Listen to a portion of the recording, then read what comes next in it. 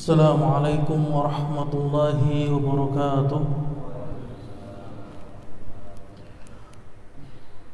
Bismillah, alhamdulillah, wassalatu wassalamu ala rasulillah, nabiyina al-karim al-mustafa wa mawala Muhammad ibn Abdillah, salatullahi wassalamuhu, ballagha risalah wa adda al-amanah wa nasha al-ummah wa jahada fillahi haqqa jihadih hatta tarakana 'ala al-bayda layluha kanahariha la yazigu 'anha illa halik.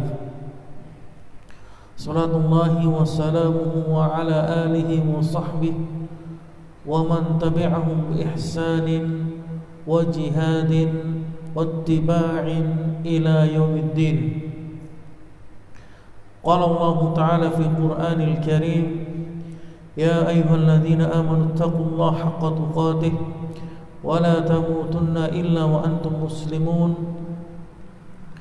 Wa qala ta'ala, ya ayyuhan nasu taqu rabbakumul ladzi khalaqakum min nafsin wahidah wa khalaqa minha zawjaha wa bassa minhuma rijalan katsiran wa nisaa'a wattaqullaha alladzi tasaaluna bihi wal arham innallaha kana 'alaykum raqiba. Wa qala ta'ala, ya ayyuhalladzina amanu taqullaha wa qulu qawlan sadida yuslih lakum a'malakum wa yaghfir lakum dhunubakum wa man yuti'illaha wa rasulahu faqad faza fawzan 'azima. Amma ba'du. Rabbi israh li sadri wa yassir li amri wal tammil lisani yafqahu qawli wa ba'du. Barakallahu fiikum. Alhamdulillah, segala puji bagi Allah Subhanahu wa taala yang telah melimpahkan nikmat-Nya kepada kita, yaitu nikmat iman wal Islam, yang mana dengan kedua nikmat tersebut kita masih diberikan kesehatan, kekuatan oleh Allah Subhanahu wa taala dalam rangka sedikit mempelajari agama Allah dan berusaha untuk mengamalkan sunnah Rasulnya sallallahu alaihi wasallam. Salat dan salam kita curahkan kepada Nabi besar kita Muhammad sallallahu alaihi wasallam beserta para keluarganya, para sahabatnya dan pengikutnya. Baik, barakallahu fiikum. Kita akan lanjutkan pembahasan kita syarah kitab Tauhid yang merujuk kepada kitab I'anatul Mustafid bi syarh kitab Tauhid li fadilati Syekhina Shalih Fauzan hafizallahu taala. Walhamdulillah, kita sudah sampai kepada pembahasan bab yang ke-53. Sebelum kita masuk kepada pembahasan, seperti biasa perlunya kita mengulang pembahasan bab yang sudah kita bahas pertemuan lalu, yaitu berkenaan dengan bab yang ke-52. Babu la yuqalu assalamu ala Allah. Bab larangan mengucapkan keselamatan atas Allah Subhanahu wa taala. Maka pada bab pertemuan yang lalu dapat kita simpulkan, kita ambil beberapa faedah yang dijelaskan oleh Syekh Shalih Fauzan hafizallahu taala. Beliau mengatakan faedah yang pertama, annahu la yuqalu assalamu ala Allah min ibadi. Bahwasannya larangan seseorang mengatakan keselamatan atas Allah dari hambanya.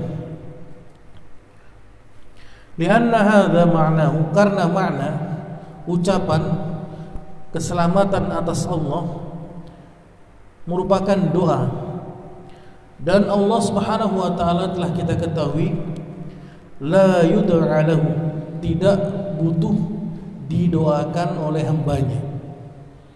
Ini faedah yang pertama. Jadi Allah Subhanahu wa ta'ala adalah Rabb yang tidak sama sekali butuh doa terhadap hambanya.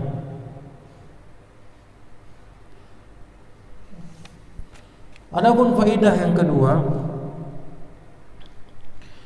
fil hadis bayanul hikmati fin nahyi an yuqalu assalamu ala Allah.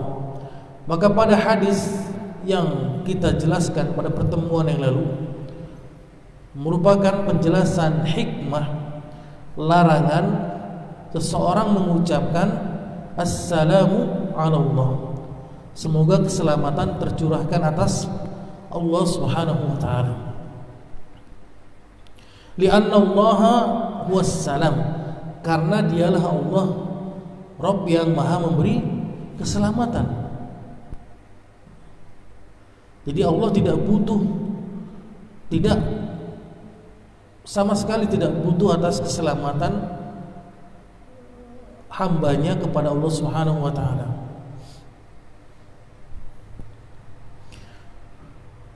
Kemudian faedah yang ketiga,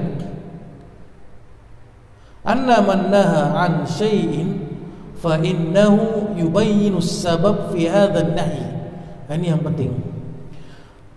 Bahwasannya seseorang jika dia melarang sesuatu kepada orang lain, maka hendaknya dia menjelaskan sebabnya, sebab larangan tersebut.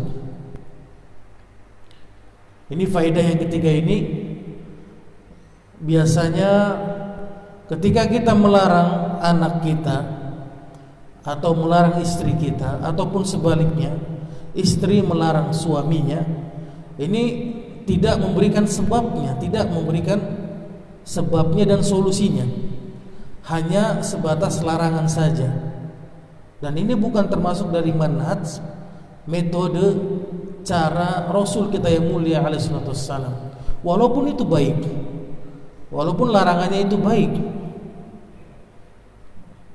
maka hendaknya jika seorang itu melarang sesuatu, maka dia memberitahukan sebabnya dan solusinya.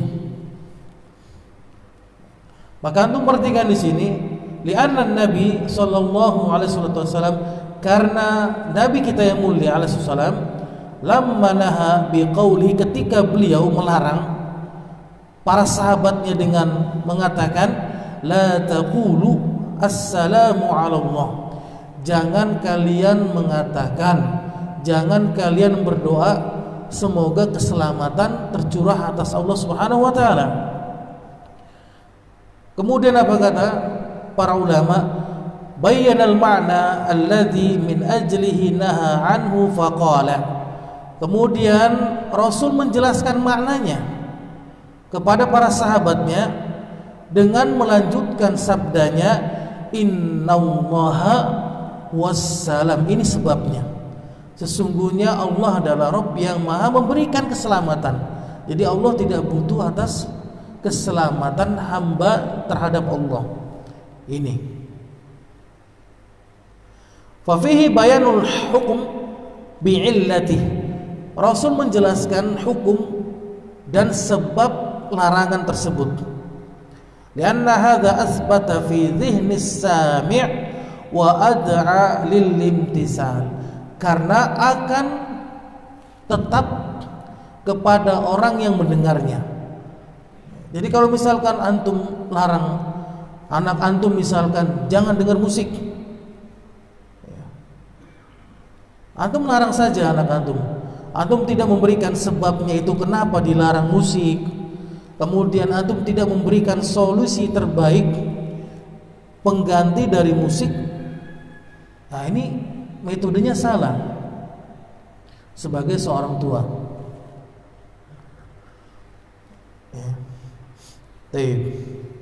Ataupun yang lainnya.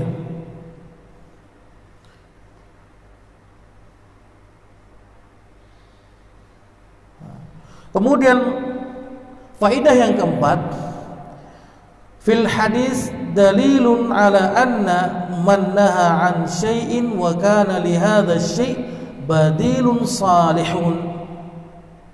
Pada hadis yang mulia ini menunjukkan bahwasannya seseorang yang dia melarang sesuatu kepada orang lain, maka hendaknya dia memberitahukan, mengganti kepada sesuatu yang lebih baik dari larangan yang dilarangnya tersebut.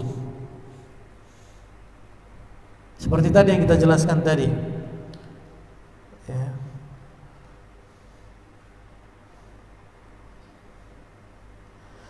Maka antum perhatikan, li'anna Nabi sallallahu alaihi wasallam, karena Nabi sallallahu alaihi wasallam lamma naha an hadhihi as-sighah, ketika Rasul melarang para sahabatnya dengan kalimat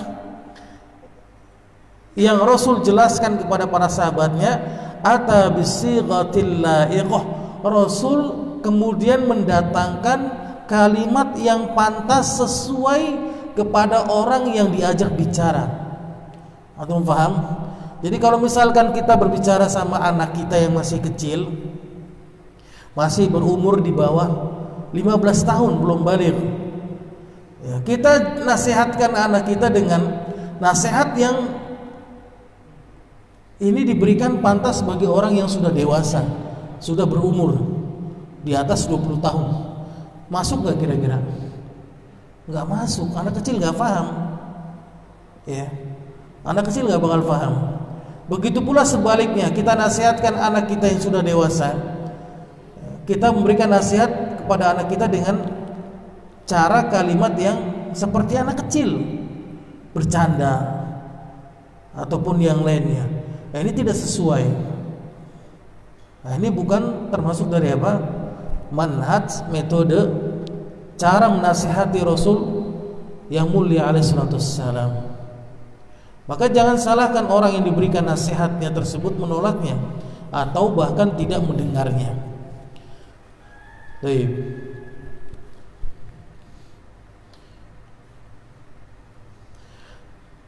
Kemudian kita masuk kepada bab yang ke-53. Qala al-muallif rahimahullahu taala, berkata muallif al-Imam Muhammad ibn Abdul Wahhab rahimahullahu taala, al-babu salisul khamsun, bab 53, babu qawli Allahumma ighfirli in syi'ta, bab ucapan ya Allah ampunilah dosaku jika engkau berkehendak. Ampunilah dosaku jika engkau berkehendak. Kemudian al-Imam Muhammad At-Tamimi rahimahullahu taala membuka pembahasan bab ini dengan menukil dari sahih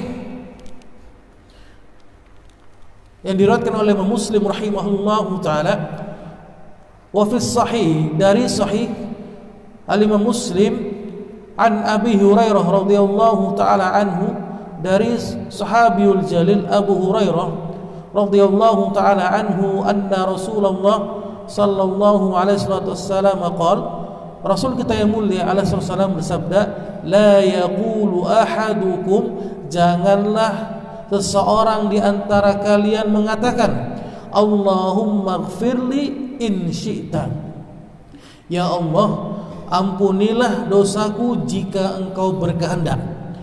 Allahumma arhamni in syi'ta, ya Allah rahmatilah aku jika engkau berkehendak. Liya'zimal mas'alata, akan tetapi hendaklah di antara kalian meminta dengan sungguh-sungguh. Ini poinnya, ya.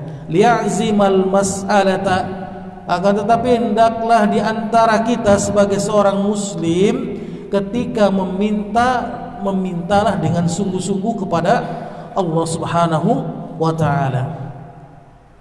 Fa innallah, maka sejatinya Allah Subhanahu wa taala la mukriha lahu, tidak ada satupun yang dapat memaksa Allah. Ini poin yang kedua. Jadi poin yang pertama, kalau misalkan kita berdoa kepada Allah Subhanahu wa taala, ya Allah ampunilah dosaku jika Engkau berkehendak, ya Allah rahmatilah aku jika Engkau berkehendak, maka jangan kita mengucapkan ucapan seperti itu. Kenapa? Karena poin yang pertama apa? Ketika kita berdoa maka hendaklah berdoa dengan sungguh-sungguh. Apapun yang kita minta.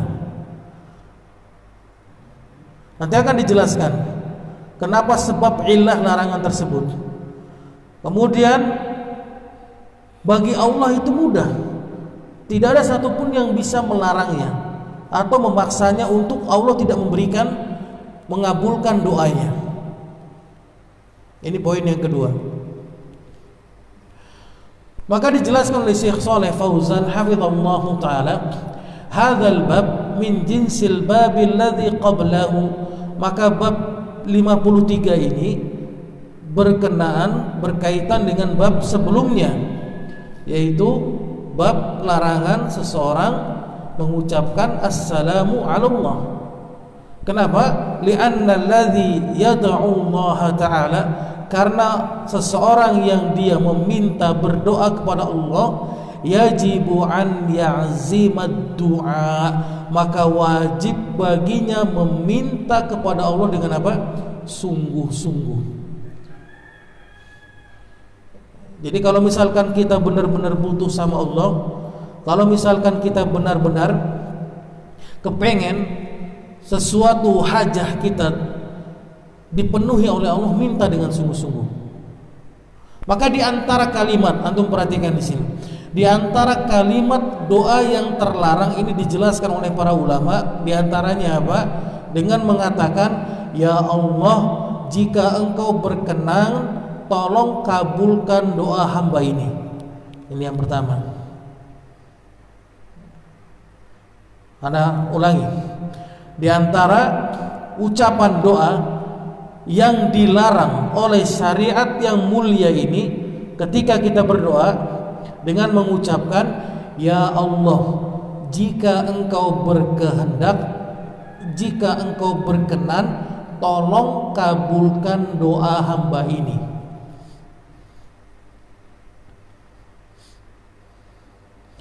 Kemudian yang kedua,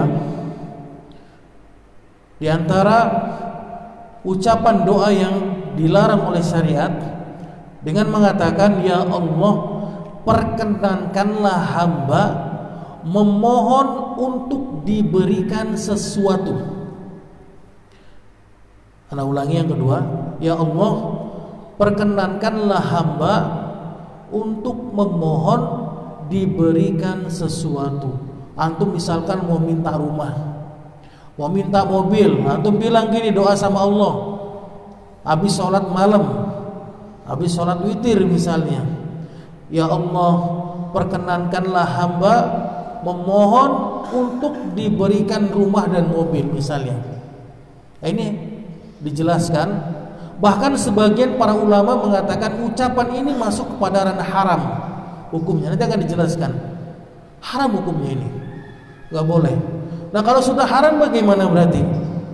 Dikabulkan nggak doanya sama Allah? Ya enggak, nah jelas sudah pasti tidak dikabulkan oleh Allah Subhanahu wa taala. Karena bentuk doanya kita ini kepada Allah ini tidak Allah ridhoi dan Allah tidak mencintainya. Seseorang hamba berdoa dengan mengucapkan lafaz yang seperti itu. Karena ini larangan dari Rasul kita yang mulia. Rasul sendiri yang melarangnya. Berarti kita sebagai umatnya harus apa? Wa ma atakumur rasul fakhudhuhu wa ma nahakum anhu fantahu. Apa yang datang atas kalian dari Rasulmu, maka ambillah. Dan apa yang dilarang oleh kalian dari Rasulmu, maka apa? Tinggalkanlah. Baik.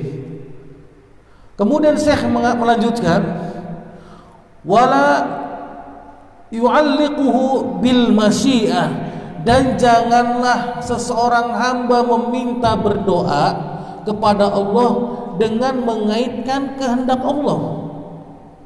Antum paham enggak? Aduh, anak misalnya gini. Jadi kita ini menyamakan Allah ini dengan makhluk.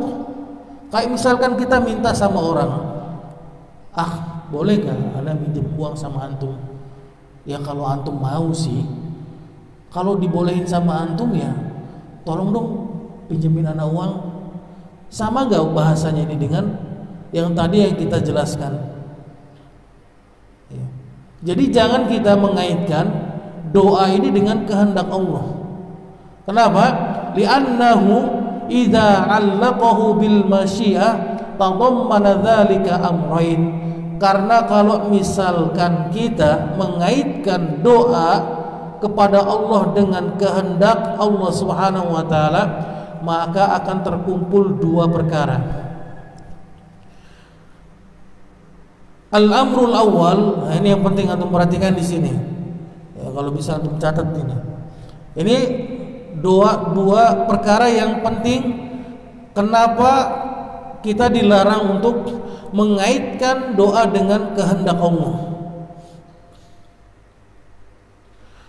Syekh mengatakan perkara yang pertama, anna hadza yadullu ala futurihi fi talabid du'ai min Allah. Bahwasannya hal tersebut menunjukkan bagi orang yang berdoa menjadi malas, menjadi lemah ketika meminta doa kepada Allah. Baik, ana ulangi. Bahwasannya hal ini menunjukkan bagi orang yang berdoa menjadi malas atau lemah ketika meminta kepada Allah Subhanahu wa ta'ala. Kenapa? Ka'annahu ghaniyun 'anillah. Maka seperti orang yang minta ini apa? Merasa cukup dari Allah Subhanahu wa ta'ala. Contohnya kalau kita misalkan bilang kepada orang nih, tolong dong bisa nggak antum bantu ana kasih uang? Ya itu juga kalau antum mau. Ya kalau nggak mau juga nggak apa-apa. Ana nggak maksa kok. Ya. Tiba-tiba nggak ada kabar lagi dari teman antum. Malas ana. Bagaimana? Berarti udah nggak ada harapan lagi. Cari lagi tempat yang lain. Nah, ini tidak diperbolehkan seperti itu. Ini kepada makhluk ya, kepada makhluk. Baik. Kan yaqul, sebagaimana seseorang mengatakan, antum perhatikan, sebagaimana seorang mengatakan, in hasala syai'an wa illa ma huwa bilazimin. Kalau dikasih alhamdulillah, kalau enggak juga enggak wajib. Ini seakan-akan dia mengatakan seperti itu kepada Allah. Kalau misalkan dia mengaitkan apa? Mengaitkan kehendak Allah dengan doa. Ya Allah, jika engkau berkehendak aku minta mobil. Kalau dikasih alhamdulillah, kalau enggak dikasih juga enggak apa-apa kok. Orang anak juga bisa nge-grab. Antum paham enggak? Anak juga bisa minjem mobil tetangga ataupun yang lainnya. Ini ucapan-ucapan seperti inilah yang dilarang oleh Rasul kita yang mulia alaihi salatu wassalam. Faka'annahu, ini seperti apa? Fatirun fi talabihi, yang merasa lemah, merasa malas, merasa enggak butuh. Ya, sebenarnya butuh dia, paham enggak? Butuh dia sama permintaan itu. Butuh, tapi karena ucapan seperti itulah merasa dia setengah-setengah dia butuhnya. Faka'annahu ghaniyun 'anillah, merasa dia cukup dari Allah Subhanahu wa taala. Wala syakka annal 'abda, maka tidak diragukan lagi bahwasannya hamba tersebut muftaqirun ila Allah, sangat butuh kepada Allah Subhanahu wa taala. Fi kulli ahwalihi, dalam segala keadaan kondisi. Li'annahu faqirun ilallah, karena hamba itu adalah orang yang fakir, orang yang benar-benar miskin di hadapan Allah. Antum lihat bagaimana orang fakir, orang minta-minta itu minta sama kita. Gimana? Apakah orang minta-minta fakir miskin yang kelaparan itu bilang, Pak minta Pak, kalau dikasih ya alhamdulillah, kalau nggak dikasih juga nggak apa-apa? Pernah nggak bilang gitu? Dia akan meminta paksa. Dia minta paksa kepada orang yang dipintanya ini. Seperti itu. Dia orang, kita lihat ada orang yang minta sama kita nggak makan selama 5 hari. Apakah dia bilang kalau dikasih nggak apa-apa Pak, kalau ya terserah Bapak dah? Pernah nggak dia bilang gitu? Ya itulah hamba kepada Allah Subhanahu Wa Taala. Posisinya itu seperti itu. Bahkan lebih hina lagi kita daripada orang tersebut.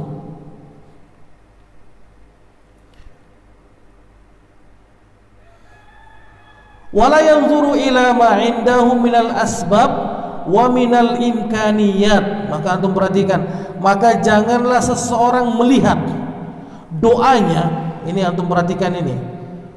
Maka janganlah seorang melihat doa hamba tersebut karena sebab dan kemungkinan. Jangan kita melihat doa itu dari sebabnya dan kemungkinan. Antum berdoa sama Allah, udah berdoa aja. Antum butuh sama Allah, udah butuh, minta aja. Jangan antum kira, antum rasa, antum yakin, antum apa segala macam kemungkinan ini diterima gak ya doanya. Ana belum yakin ini diterima apa enggak doa ana nih. Jangan, kalau antum butuh udah minta aja sama Allah. Jangan ada perasaan kemungkinan, jangan ada perasaan aduh nih nggak enak nih kalau minta sama Allah kegedean, paham nggak? Masa iya ana minta rumah mewah 10 tingkat dikabulin gak ya sama Allah? Mungkin gak nih sebabnya begini? Jangan seperti itu. Kalau minta aja, terserah mau dikasih Allah alhamdulillah. Itu urusan Allah Subhanahu Wa Taala. Tidak ada yang memaksa Allah. La mukriha lahu, tidak ada yang memaksa Allah Subhanahu Wa Taala di sini. Fa inna hadhil imkaniyat, kata Syekh, karena sesungguhnya kemungkinan yang dirasakan oleh seorang hamba ketika berdoa, yumkinu an tazula fi lahzatin, akan hilang dalam sekejap. Itu kemungkinan itu. La yunzaru ilaiha, maka jangan seorang itu melihat kepadanya. Wala ya'tamidu 'alaiha, dan janganlah seorang itu bersandar kepada sebab dan bersandar kepada kemungkinan. Fa huwa faqirun ilallah, maka jadikanlah seseorang itu fakir. Antum tahu fakir ya apa? Apa bedanya fakir dengan miskin? Tahu enggak? Kalau orang miskin itu dia masih ada harta, masih ada uang untuk makan hari ini dan besok. Itu orang miskin. Dia masih bisa makan dia. Itu orang miskin dia. Masih punya uang, itu orang miskin. Tapi dia nggak mampu beli mobil, nggak mampu beli rumah, nggak mampu dia hidup enak seperti orang-orang yang kebanyakan. Itu orang miskin. Kalau orang fakir, untuk hari ini aja dia bingung. Mau makan apa? Itu orang fakir. Gak ada uang dia sama sekali, itu orang fakir. Makanya jadikanlah apa? Kita ini fakir di hadapan Allah Subhanahu Wa Taala ketika meminta.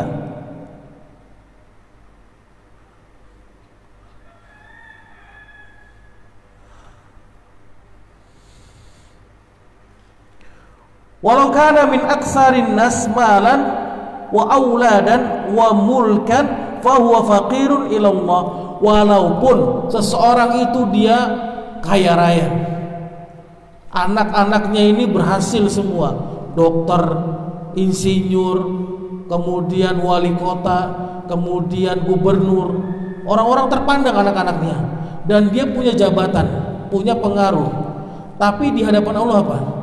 Fakir dia. nggak ada apa-apanya dia di depan Allah, kecil banget. Fi an yubqa alaihi fi hadhihi ni'mah, dia merasa fakir terhadap nikmat yang Allah berikan kepadanya, sedikit yang Allah berikan darinya. An yanfa'ahu biha, atas nikmat yang bermanfaat atasnya. Wa illa, maka kata Syekh mengatakan, maka jika dia tidak seperti itu, dia tidak menjadikan nikmat yang Allah berikan tidak ada manfaat baginya, urdatun lizzawali fi asra'i waqtin, maka nikmat yang Allah berikan akan hilang sekejap dengan beriring bergulirnya waktu yang cepat.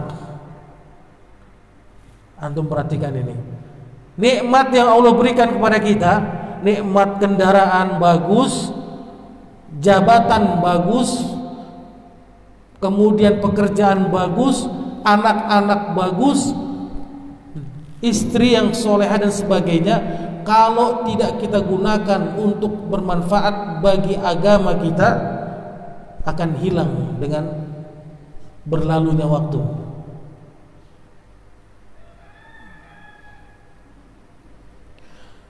Kemudian perkara yang kedua kata Syekh, ka'annahu yara bi anna Allah jalla wa ala qad yujibu du'a wa huwa karihun.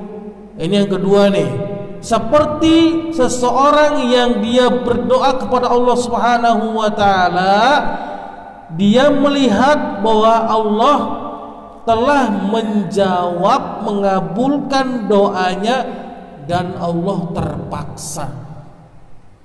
Ini yang kedua. Jadi misalkan orang yang kedua ini bagaimana? Dia merasa melihat Allah itu mengabulkan doanya apa?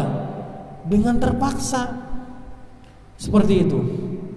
Kondisi orang yang dia meminta, ya Allah, berikanlah aku harta segunung jika engkau berkehendak.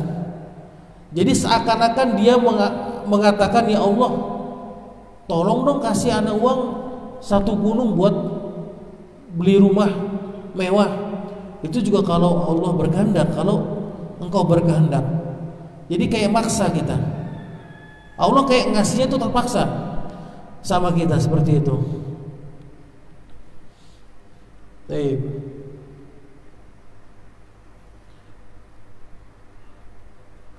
Maknanya di sini, ana lastu mulziman laka, aku sebenarnya nggak butuh Allah.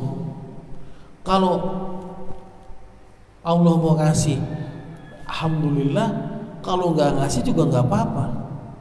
Itu kalau kita katakan, ya Allah, berikanlah aku harta jika engkau berkehendak.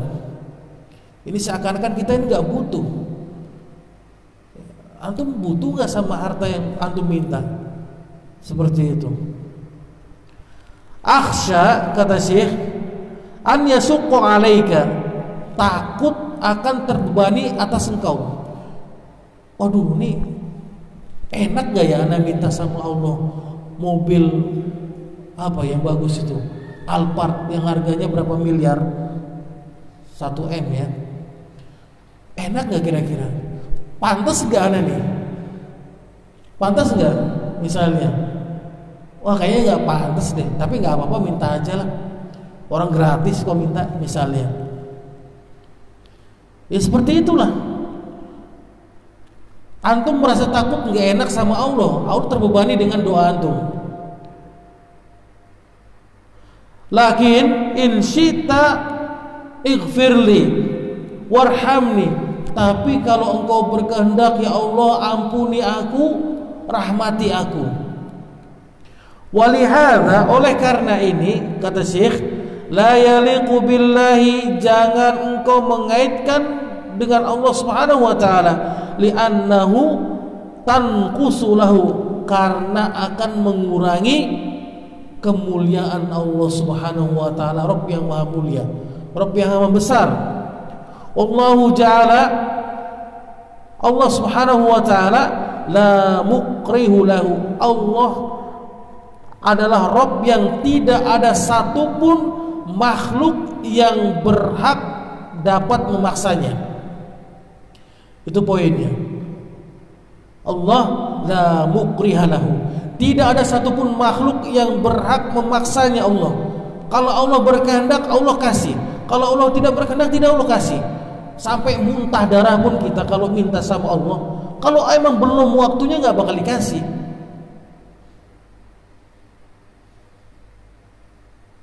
Ini poinnya. Tidak ada satupun makhluk di muka bumi ini yang berhak memaksa Allah. Jadi bagaimana dengan kita ucapan seperti itu? Berarti kurang ajar sama Allah kita, kurang ajar kita. Ya. Kurang ajar kita ini. Kalau sama makhluk ya bilang, silakan antum sama makhluk. Ini sama Allah Subhanahu wa taala.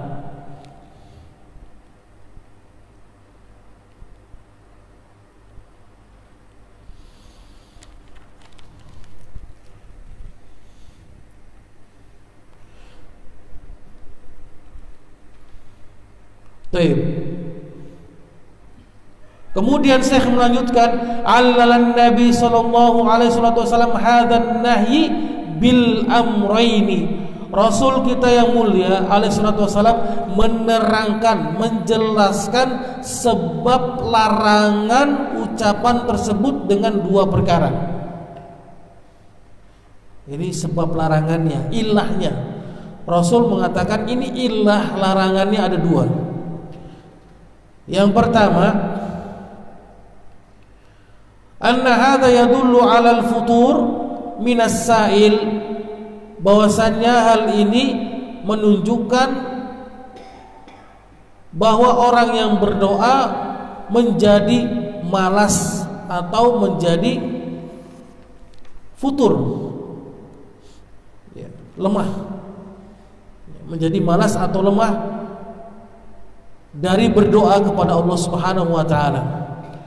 Wal matlub minas sa'il al-azm, maka yang dipinta dari orang yang berdoa adalah kesungguh-sungguhan dalam berdoa. Ini ilah larangannya. Jadi kalau kita mengucapkan hal seperti itu akan menjadi kita malas dan lemah. Bosan kali kita kalau mengucapkan seperti itu di hadapan Allah.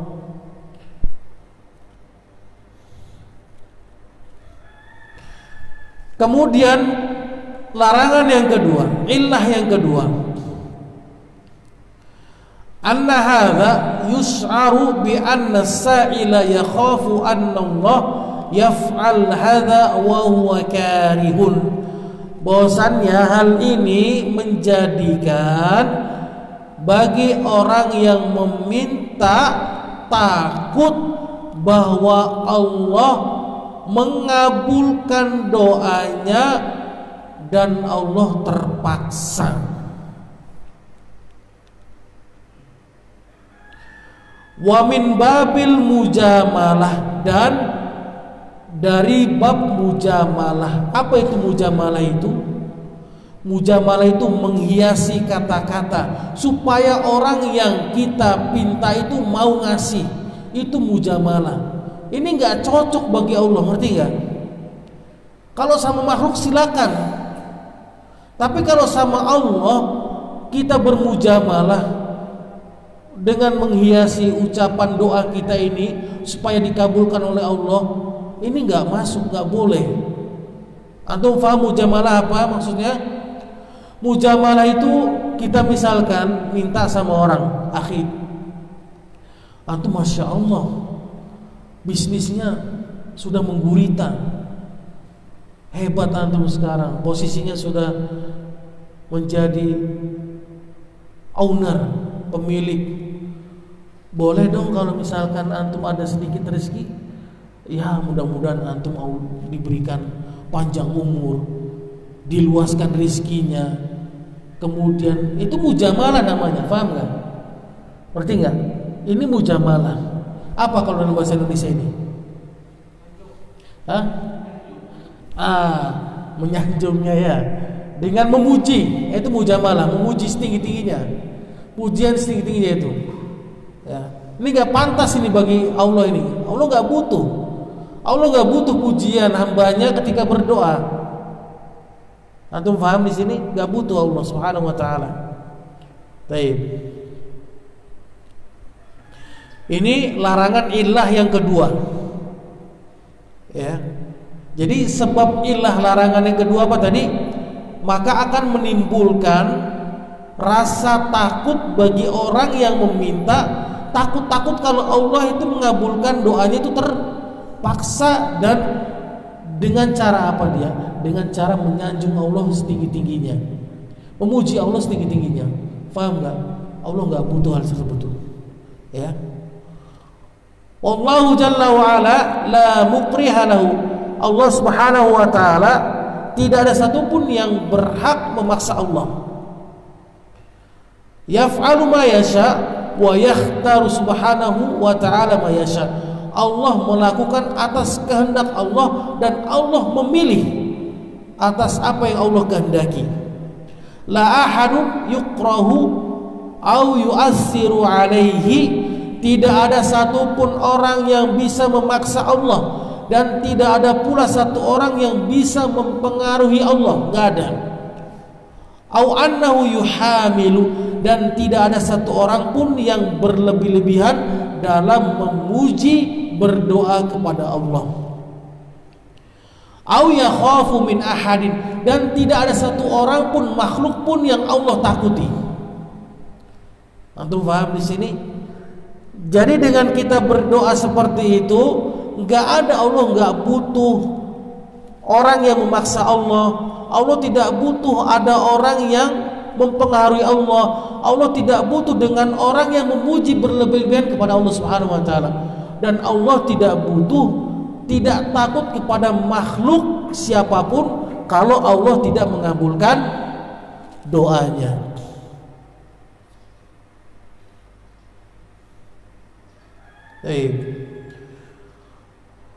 Kemudian wali Muslim dilanjutkan oleh Al-Imam Muhammad At-Tamimi dalam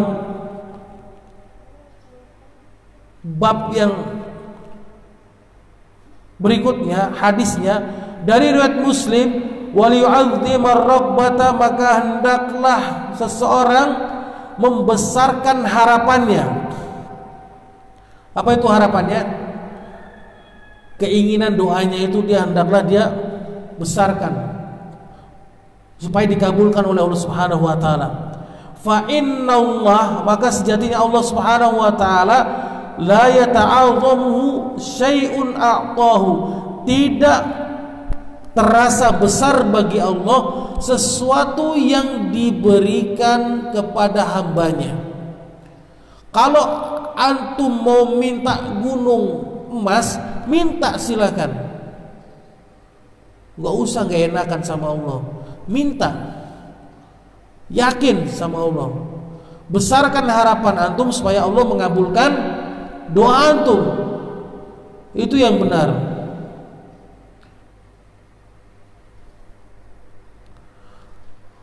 Apa kata Syekh? Yukti subhanahu wa ta'ala. Kemudian Syekh menjelaskan, Allah Subhanahu wa ta'ala akan mengasih, memberikan mayasa, kehendak Allah. Mala ya'lamuhu illahu, yang tidak ada satupun makhluk yang mengetahuinya. Kalau Allah berkehendak, udah Allah bakal ngasih kepada siapa yang Allah kehendaki. Bila hasrin, tanpa ada batasan sedikit pun. Sedikit pun ini nggak ada, di mata Allah nggak ada. Mau antum minta harta satu gunung Uhud pun bagi Allah kecil. Wala hisabin, dan tidak ada hisab, batasan sama sekali. Wala tanfadu khazainuhu subhanahu wa ta'ala, dan tidak akan habis perbendaharaan Allah Subhanahu wa ta'ala. Antum tahu perbendaharaan? Kalau kita bilang apa? Simpanan. Nggak akan habis harta Allah Subhanahu wa ta'ala yang Allah miliki. Walaupun seluruh makhluk di muka bumi ini meminta kepada Allah Subhanahu wa ta'ala, tidak akan habis sedikit pun.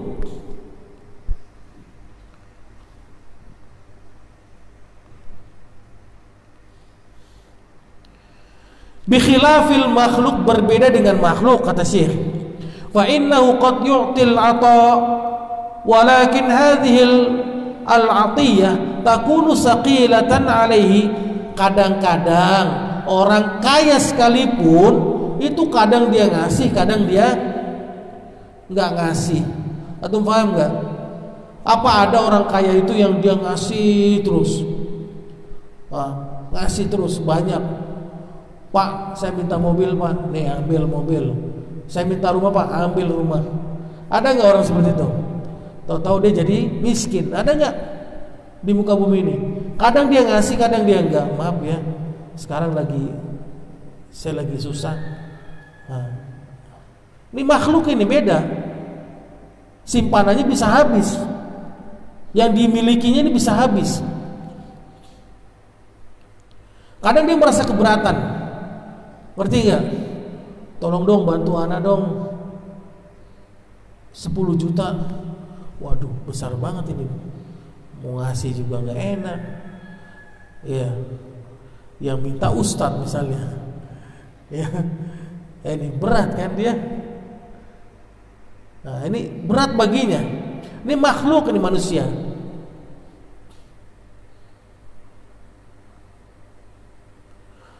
Qad yakunu mu'siran alaihi laisa indahu syai'.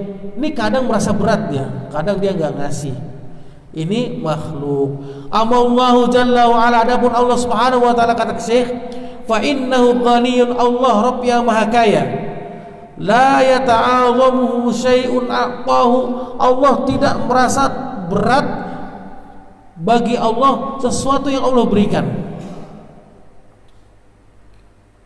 Yu'tihi al-jannah, ini buktinya apa? Allah memberikan surga.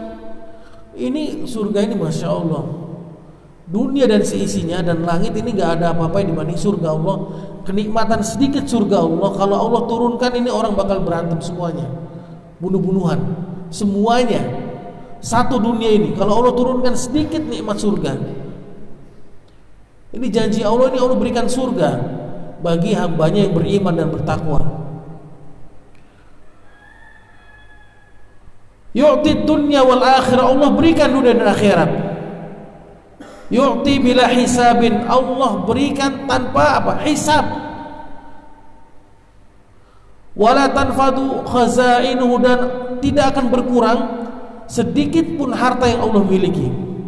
Kama fil hadis, maka antum perhatikan sebagaimana dalam hadis yang sahih, hadis qudsi, Allah Ta'ala berfirman, ya ibadi, wahai hambaku, lau anna awwalakum wa akhirakum wa insakum wa jinnakum qamu fi sa'idin wahidin. Wahai hambaku, kalau seandainya kalian dari awal diciptakan Adam sampai akhir manusia, dari manusia seluruhnya dan jin, kalian berkumpul di satu tempat yang tinggi, gunung yang tinggi, fayas'aluni, dan kalian semuanya minta kepadaku, kata Allah Subhanahu wa taala, fa'ataitu kulla wahidin ma sa'alani, maka aku pasti akan berikan setiap orang yang minta itu satu-satu. Antum paham?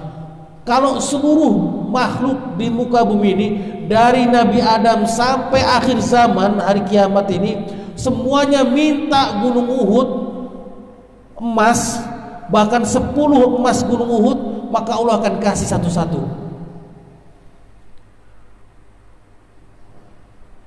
Apa kata Allah Subhanahu wa taala? Ma naqasa dzalika mimma indi, maka tidak akan berkurang sedikit pun apa yang ada pada diriku, kata Allah Subhanahu wa taala. Illa, kecuali, kata Allah, itu perhatikan, kama yanqusu al-mikhyatu idza udkhila al-bahr, seperti kalau jarum dicelupkan ke dalam lautan kemudian diangkat, itu berkurang. Bagaimana? Lautan yang luas, lautan samudra, itu dicelupkan jarum sedikit, cepluk, kemudian diangkat, itu berkurang berapa antum? Habis gak harta Allah? Seperti itulah Allah kasih perumpamaan. Harta Allah tidak akan habis, walaupun seluruh manusia minta sama Allah dari awal sampai akhir. Wadzalika bi'anni, oleh karena itu aku adalah, kata Allah Subhanahu wa taala, Jawadun, Rabb yang maha pemurah, Wajidun, Rabb yang maha kaya, Majidun, Rabb yang maha mulia, Ata'i kalamun, dan aku adalah memberikan sudah apa yang aku janjikan, wa iqabi kalamun, dan azabku juga demikian. Af'alu ma asya, aku melakukan atas apa yang aku kehendaki, kata Allah Subhanahu wa taala. Hadisnya hadis sahih. Selesai pembahasan kita, walhamdulillah. Baik. Maka pada hadis yang mulia tersebut dapat kita simpulkan beberapa faidah yang dijelaskan oleh Syekh Shalih Fauzan hafizallahu taala. Faidah yang pertama, beliau mengatakan an-nahyu an yaqul, larangan seseorang mengatakan Allahumma ighfirli in syi'ta, Allahumma ighfirli irhamni in syi'ta. Ya Allah, ampunilah dosaku jika engkau berkehendak. Ya Allah, rahmatilah aku jika engkau berkehendak. Maka ini larangan menunjukkan atas haram. Ini pendapatnya Syekh Fauzan, haram hukumnya seorang mengatakan hal tersebut. Maka kalau sudah haram bagaimana? Doanya pasti gak dikabulkan, pasti. Mau antum jungkir balik doa sampai mimisan berdarah 10 ember, antum mengatakan doa seperti itu tidak akan dikabulkan oleh Allah Subhanahu wa taala. Kemudian faedah yang kedua, fihi bayanu illatin nahyi, bahwasannya hal ini menunjukkan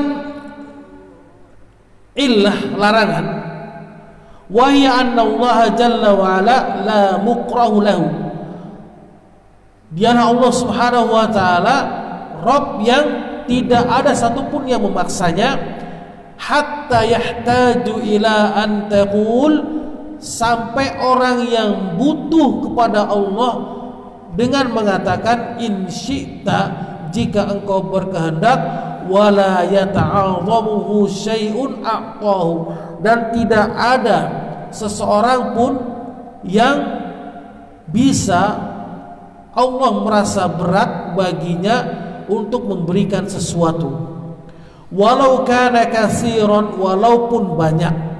Fa inna hadza bin nisbati lillah, karena hal ini dinisbatkan kepada Allah Subhanahu wa taala, kullu syai'in wa khazainuhu mala'un, dan perbendaharaan Allah Subhanahu wa taala itu sangat banyak sekali, tidak terhingga, tidak terhitung.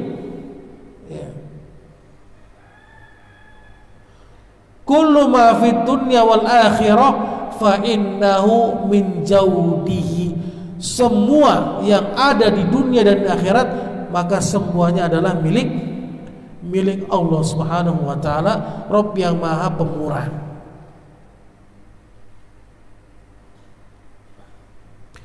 Faedah yang ketiga,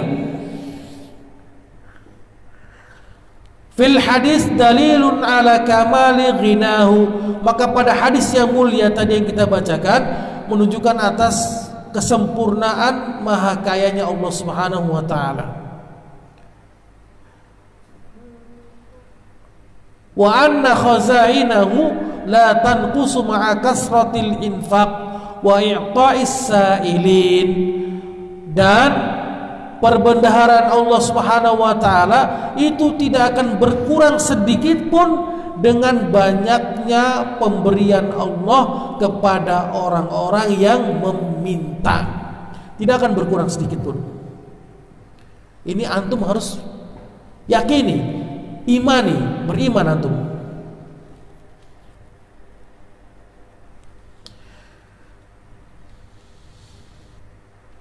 Faidah yang keempat, maka disyariatkan berdoa kepada Allah, bahwa doa ada manfaatnya pasti, baik dikabulkan atau enggak itu urusan nanti. Doa itu semuanya pasti ada manfaatnya. Pasti manfaatnya akan datang kepada siapa? Kepada orang yang berdoa, itu pasti. Antum yakini, beriman. Ini faedah yang keempat. Kemudian faedah yang kelima, ini yang penting. Maka hendaknya setiap muslim berhusnuzon, berbaik sangka kepada Allah. Ini wajib hukumnya. Wajib kita apa? Berbaik sangka kepada Allah Subhanahu wa ta'ala. Dan faidah yang terakhir dikatakan oleh Al-Imam Ibnu Abdil Bar dalam kitabnya At-Tamhid. Beliau mengatakan bahwa kata-kata jika engkau berkehendak, jika engkau berkenan, hukumnya haram diucapkan bagi orang yang berdoa. Haram hukumnya. Ini yang mengatakan siapa? Al-Imam Ibnu Abdil Bar, ulama besar. Adapun Al-Imam An-Nawawi rahimahullahu taala, beliau mengatakan hukumnya makruh tanzih, makruh yang dekat kepada haram. Ini dijelaskan oleh Imam An-Nawawi dalam kitabnya Syarah Sahih Muslim. Taib. Wallahu taala ala wa alam. Semoga sedikit ilmu yang kita bisa pelajari pagi hari ini dapat menjadikan manfaat bagi kita dan keluarga kita yang kita cintai. Wabil khusus kita amalkan dan kita ajarkan kepada orang-orang yang kita cintai. Wallahu taala a'la wa alam. Jika ada pertanyaan silakan. Wallahu taala a'la wa alam. Semoga Allah memberikan taufik kepada kita. Barakallahu fiikum. Baik.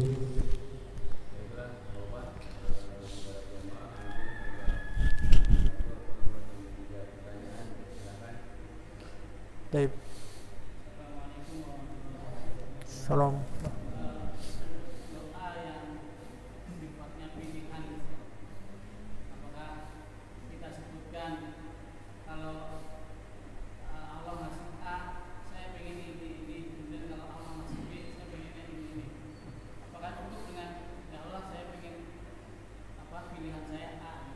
Baik. Baik. Ketika berdoa, Ana kurang paham pertanyaannya itu. Kita ingin jual rumah. Iya. Nah, pilihannya kan antara jual rumah dan tidak. Apakah kalau jual rumah saya ingin harga segini, kalau enggak mudah-mudahan ada yang kontrak gitu. Baik. Ya. Antum berdoa sama Allah, ya Allah, saya pengen jual rumah saya segini, kalau bisa laku 1 miliar misalnya gitu. Tapi kalau nggak ada yang jual, kalau nggak ada yang beli, udah ya Allah saya maunya dikontrakin aja. Dengan ucapan seperti itu. Pilihan, ya pilihan. Tip. Tip. Tip. Pertanyaan Anda, orang yang berdoa ini dia mau jual nggak sih rumahnya? Itu pertanyaan Anda. Kalau masih setengah-setengah, ya berarti jangan dijual. Itu berarti namanya. Dan ini ada kesalahan seorang itu dalam istikharah pun. Istikharah itu adalah pilihan yang sudah pasti baginya. Jadi kalau belum pasti itu tidak disunahkan seorang itu untuk istikharah. Antum paham nggak? Seperti tadi contohnya, antara dijual sama dikontrakin. Kemudian udah antum istikharah aja. Itu bukan istikharah, itu kesalahan orang yang tidak memahami tentang istikharah di sini. Adapun istikharah itu antara antum jual yakin terbaik atau tidak dijual, itu namanya istikharah. Ya. Antum sudah yakin ini untuk menjualnya rumah ini. Tapi biar lebih yakin lagi, dengan cara istikharah, sholat istikharah, berdoa kepada Allah seperti itu. Ya kalau yang seperti tadi itu berarti tandanya apa? Berarti ngasih pilihan dong sama Allah. Benar gak? Ya kan? Ya Allah, ya ana sih maunya dijual rumah ini 1 miliar ya Allah. Tapi kalau nggak ada yang beli 1 miliar, udah dah kontrakin aja. Ya, masuk gak itu? Itu masuk pada yang tadi, itu nggak boleh ya. Itu secara nggak langsung apa? Memberikan pilihan kepada Allah supaya apa? Supaya rumahnya itu lakunya maunya 1 miliar. Kalau nggak ada yang beli 1 miliar, dia maunya dikontrakin aja. Itu adalah ucapan-ucapan yang dikategorikan seperti yang tadi. Jadi kalau antum mau berdoa, khususkan saja. Ya Allah, aku minta kepadamu, lakukan rumahku ini dengan harga 1 miliar. Yakin antum udah? Yakin aja. Jangan ada sedikit perasaan gak yakin. Paham gak? Maka bagi Allah apa itu? Kecil bagi Allah itu. Walaupun rumah antum itu di tempatnya itu kayaknya gak strategis. Kalau orang mikir ya, mending beli rumah 1 miliar di Kemang. Paham gak tuh? Daripada beli rumah di tempat yang terpencil, masuk gang, kemudian gak ada mobil lewat. Paham gak? Kan gak mungkin bagi kita. Tapi bagi Allah apa sih yang gak mungkin? Antum paham gak? Itu khususkan saja. Antum doanya khususkan saja. Kalau mau minta itu udah minta aja. Yakin antum.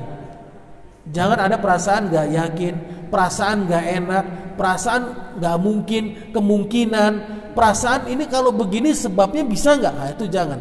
Jangan sampai ada kita kaitkan tadi apa?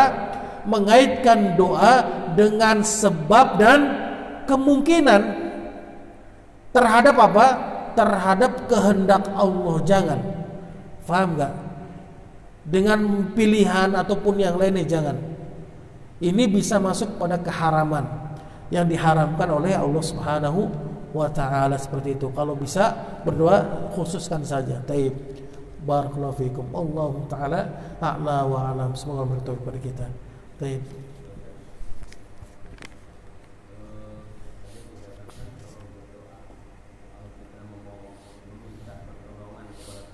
Iya. Iya. Memuji berlebihan.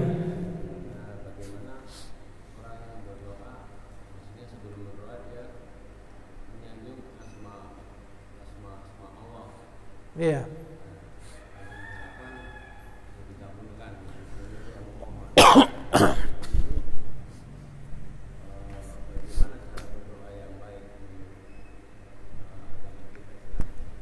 Baik. Maksud menyanjungnya ini berlebihan bukan memuji dengan nama-nama Allah. Kalau kita berdoa kepada Allah, kemudian kita memuji Allah dengan puji-pujian asma, nama dan sifat Allah, ini termasuk syariat ini. Sebelum kita berdoa, ini termasuk syariat. Yang dimaksud ini apa yang pujian berlebihan itu? Ya Allah, ana tahu, ana ini gak mampu ya Allah. Tapi tolong ya Allah, Engkau adalah Rabb yang maha tinggi. Ya, tolong Allah, Engkau Rabb yang maha tahu. Tolong bantu ana ya Allah. Tolong kehendaki bantu ana ini ya Allah. Paham gak? Ini namanya apa? Menyanjung, memuji Allah. Supaya apa? Supaya doa kita dikabulkan dengan cara yang tadi. Ini yang dilarang. Tapi kalau antum ketika berdoa ya Allah ya Rabb, Ar-Rahman, Ar-Rahim, Al-Malik, Al-Quddus, Al-Ghaffar, Ar-Razzaq, ya Allah Engkau adalah Rabb yang maha pemberi rizki, berikanlah rizkimu padaku. Itu benar gak itu? Benar, itu gak ada salahnya. Tidak ada salahnya. Yang salah yang tadi, yang pertama tadi. Jadi antum memuji menyanjung Allah itu supaya mengabulkan doa antum. Yang kira-kira antum gak mampu. Kayaknya gak mungkin Anda dapat mobil Alphard. Masa iya? Orang gaji Anda cuma sekian kok. Ah, minta aja sama Allah. Paham nggak? Disanjunglah Allah Subhanahu wa taala dengan sanjungan yang tidak layak bagi Allah Subhanahu wa taala. Ini yang tidak diperbolehkan. Seperti itu ya. Kalau antum menyanjung dengan nama dan sifat Allah itu silakan, bahkan itu termasuk syariat dan itu termasuk apa? Tawasul yang dibolehkan untuk berdoa. Taib Allah taala a'lam wa alam. Taib barakallahu fikum. Sebentar, ada pertanyaan nih. Ada 2 pertanyaan. Bagaimana adab yang baik dalam berdoa? Bolehkah menyanjung Allah dengan nama-nama yang baik? Tadi sudah kita jelaskan, ya, boleh kita menyanjung Allah Subhanahu wa taala dengan nama dan sifat Allah Subhanahu wa taala. Adab berdoa itu bagaimana? Di antara adab berdoa adalah dalam keadaan bersuci. Itu termasuk adab berdoa. Kemudian yang kedua, di antara adab kita berdoa adalah dengan apa?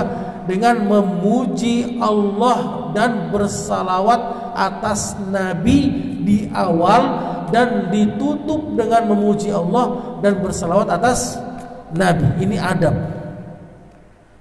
Antum perhatikan, di antara adab kita kepada Allah ketika berdoa dalam keadaan suci dari hadas. Ini adab yang pertama. Baik, ibu-ibu yang bertanya coba didengarkan. Di antara adab yang pertama apa? Suci dari hadas. Kemudian yang kedua, di antara yang kedua adalah kita menyanjung Allah dengan nama dan sifatnya.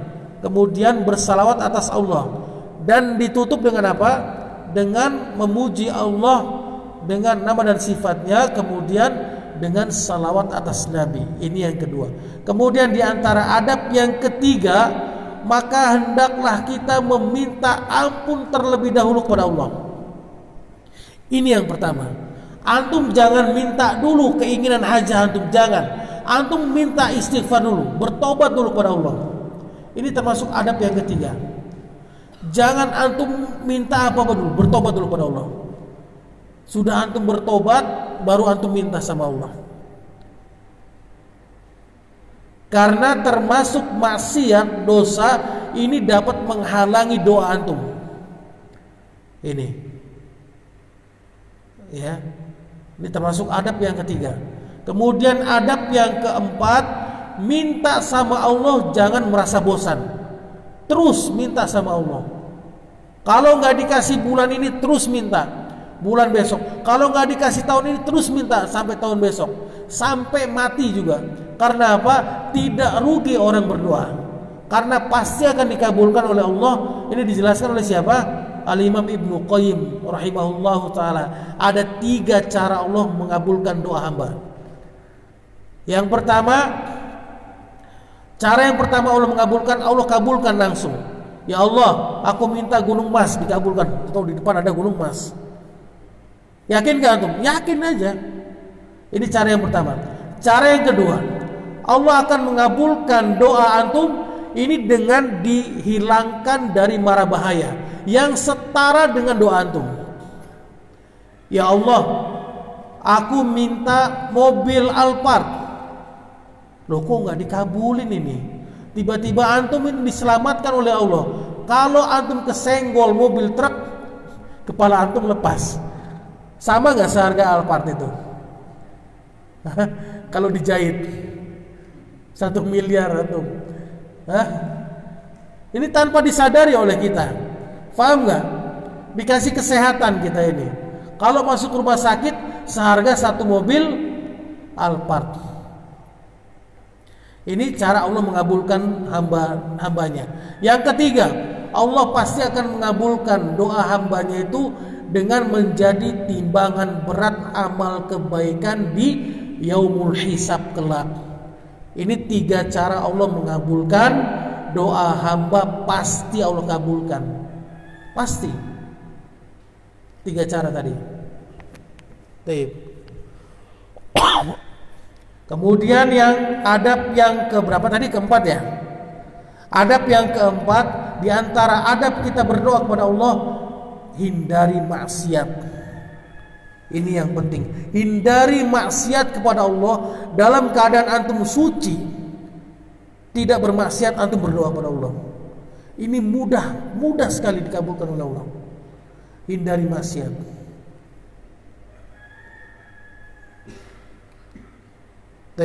Dan yang terakhir, maka hendaklah kita merasa yakin Allah pasti mengabulkan doa kita.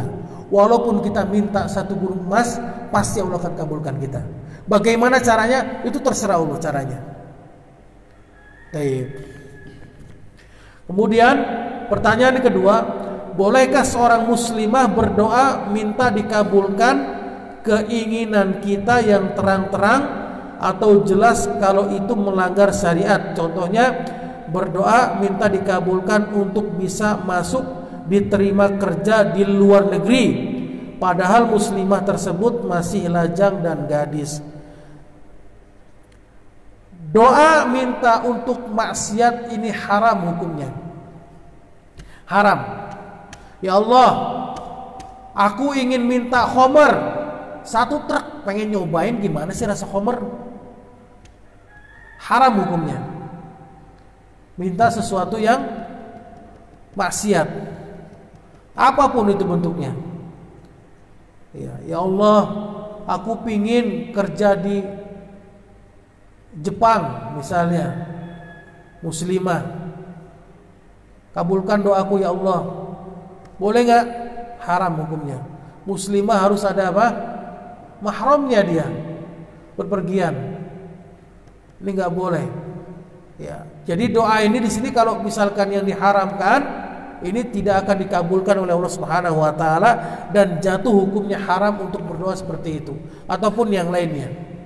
Ya Allah, aku ingin anakku ini supaya diterima di bank konvensional, bank BCA, jadi manajer. Boleh nggak?